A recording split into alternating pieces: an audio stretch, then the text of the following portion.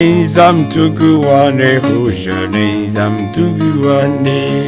réductions des coûts au niveau du passage des frontières, la simplification des procédures de formalités, toute cette barrière-là, tarifaire et non tarifaire, nous devons les démanteler pour rendre le commerce fluide.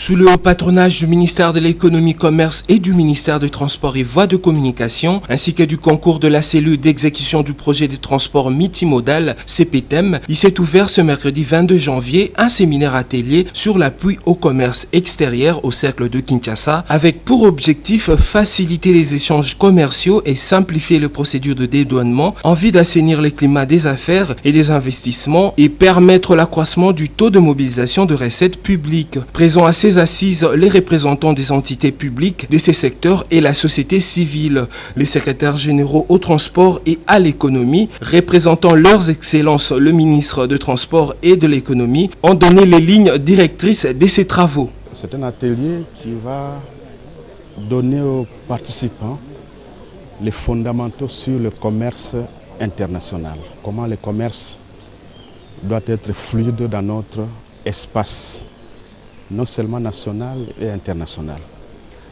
Voilà pourquoi, parmi les experts qui vont donner ces fondamentaux, nous avons sélectionné la CPTEM sur le transport multimodal, cette cellule-là d'appoint.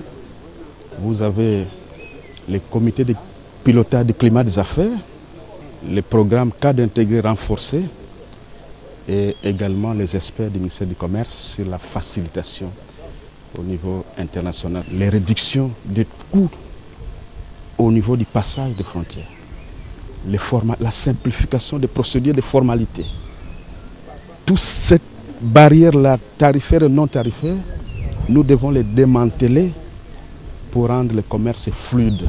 Les participants ont réfléchi sur la manière de réduire la multiplicité de perceptions de taxes aux frontières, faciliter et accélérer la logistique du fret en transit et développer un système de transport interconnecté entre les provinces et des énergies adaptées. Au sortir de ces travaux, quelques participants nous ont donné leurs impressions. En fait, au niveau de l'atelier, il n'était pas question seulement du commerce international, mais il était également question de renforcer les commerces intérieurs. Il y a eu un atelier qui a parlé sur les aspects des procédures au niveau de notre frontière et il fallait alléger et supprimer certaines formalités, notamment certains documents qui sont exigés au niveau de la douane et certains services au niveau de postes frontaliers et également voir dans quelle mesure réduire les coûts des droits de douane et d'autres perceptions qui sont opérées au niveau des frontières.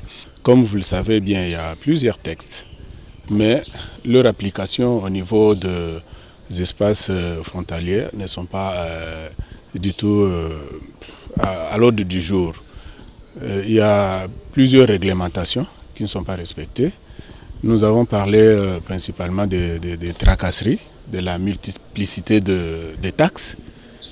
Nous avons également parlé de l'application du guichet unique intégral afin de réduire la corruption, le vol, tout ce que nous pouvons constater dans les milieux portuaires. Organisé par la cellule d'exécution de projets de transport multimodal en collaboration avec le comité de pilotage pour l'amélioration du climat des affaires et des investissements ainsi que de l'unité nationale de mise en œuvre du programme cadre intégré renforcé, les recommandations levées lors de cet atelier seront orientées à qui de droit pour l'efficience du commerce international. Donc, si tel est le cas,